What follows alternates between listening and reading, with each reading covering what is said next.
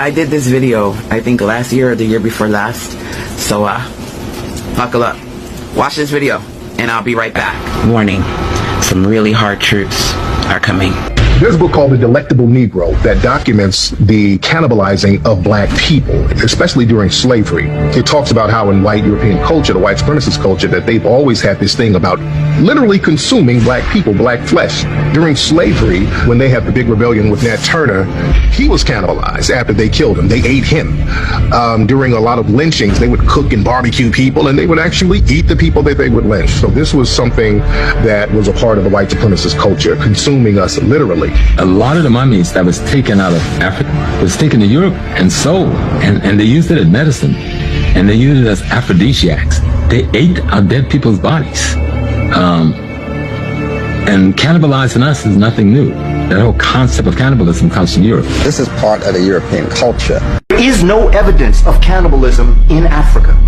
In fact, if you read a book called Man-Eater, there's more references to Europeans eating each other in the cold than there is Africans eating each other in the warmth.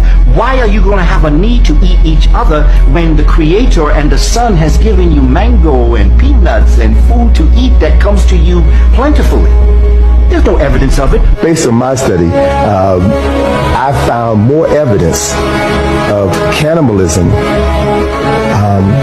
practiced among Europeans in Virginia in the 1600s. There are documented cases of the first settlers coming to Virginia from England, coming here in fall and in the dead of winter and not having enough supplies to see them through that season. So there's documented instances of people exhuming the bodies of the dead and eating them. A lot of evidence showing the cannibalism that was going on in Europe. As a matter of fact, this whole vampire phenomenon that we have is rooted in the cannibalism that was going on in Europe in the Middle Ages. One of the most famous vampires, Dracula, Count Dracula, is really based on a real person named Vlad Dracula, who's also known as Vlad the Impaler. And there's a very famous portrait of Vlad the Impaler from around 1499, sometime in the 1400s, showing him and these people that he impaled on the stake. But they only show half of this portrait, because when you pan out of this portrait, you will see Vlad the Impaler literally at a dinner table eating the body parts. And I mean, he has like knife, fork, salt and pepper, like he's... If you guys would like to know more about this topic, there's a book called The Delectable Negro.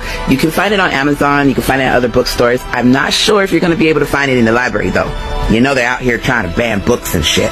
But if you can't find it in the library, you can find it in other bookstores. This is our history, the good, the bad, the ugly. We must learn and share, or we're doomed to repeat it again. Yeah. There's also evidence that they used our skin as leather, and they used our hair to stuff chairs so that they can sit on it. The more you know. Remember, diversity equal power. We can change the world when we work together and protect black women. Until next time.